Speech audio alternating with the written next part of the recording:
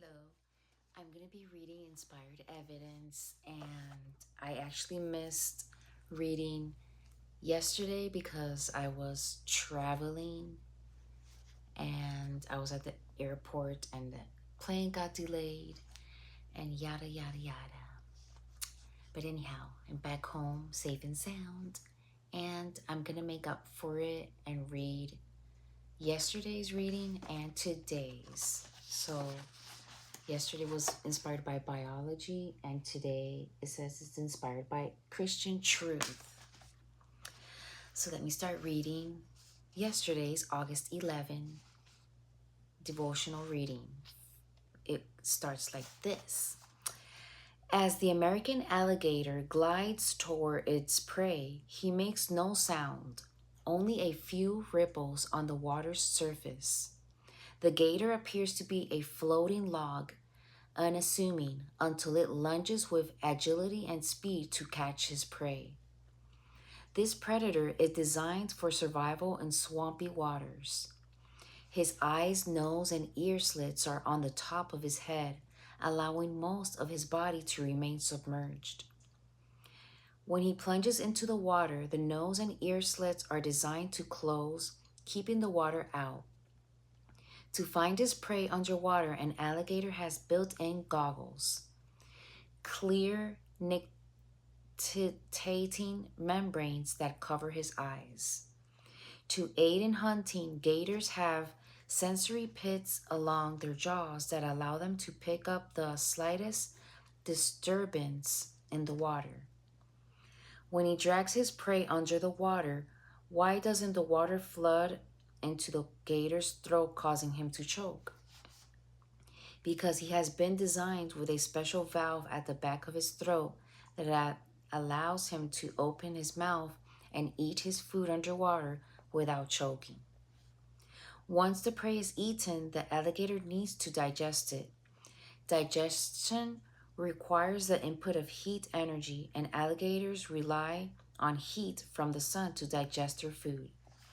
Yet, alligators are cold-blooded and often live in relatively cool waters. Therefore, alligators have built-in solar panels on their backs, bumpy scales full of blood vessels that catch and draw in heat quickly. This heat helps them stay warm and digest their food. What if the alligator did not have these solar panels on his back? How would he digest food? What if the alligator did not have his underwater goggles? How would he see to get his prey? What if he did not have the check valve to stop water from going down his throat while eating his prey underwater? These features all show design. The alligator is designed by God for his life in a watery swamp. That's the end. Let's read the scripture for yesterday. It was Job 37:14. Hearken unto this, O Job, stand still and consider the wondrous works of God.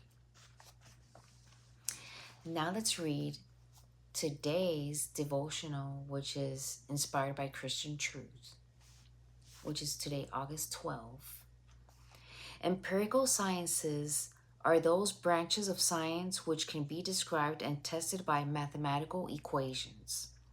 They make predictions that can be easily tested. For example, there are mathematical equations which can predict the exact effect of gravity or compute how fast soft tissues from dead animals will deteriorate.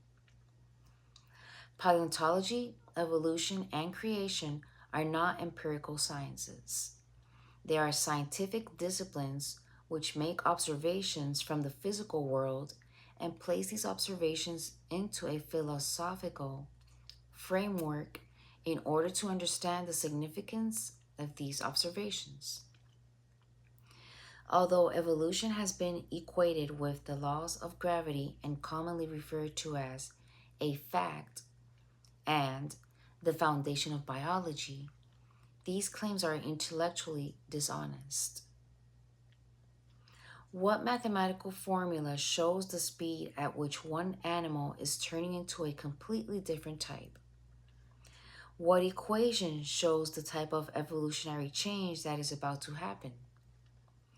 What prediction of evolution explains where evolution is heading? On the other hand, one can use equations of empirical science to show that soft tissue from dead animals could not possibly survive for millions of years. Evolution requires enormous time period. Therefore, no dinosaur fossils should contain soft tissue. The biblical creation model uses this same empirical science to predict that dinosaurs and other fossils buried during the flood could be found with such soft tissue still intact because they were fossilized quite recently during the worldwide flood. Which is true? The biblical model. Many examples of unfossilized tissue in dinosaurs have now been documented in scientific literature. It would seem that creation is actually much more scientific than evolution. Let's read the scripture quoted today is 1 Timothy 6, verses 20 and 21. O Timothy, keep that which is committed to thy trust, avoiding profane and vain babblings, and oppositions of signs falsely so called, which some professing have erred concerning the faith. Oh, well, that goes very well with all this we've just read. That would be all the reading of the day. I hope you guys are enjoying these readings with the book Inspired Evidence by Bruce Malone and Julie Von Fett. I'm so glad and happy to read this. It's educational and pretty entertaining in my opinion, even though you might think, oh, I don't like when she reads, whatever. It's okay. You'll be all right. But I'm going to let you guys go. I'll see you guys tomorrow in the next reading. And have a blessed day. God bless you. And goodbye.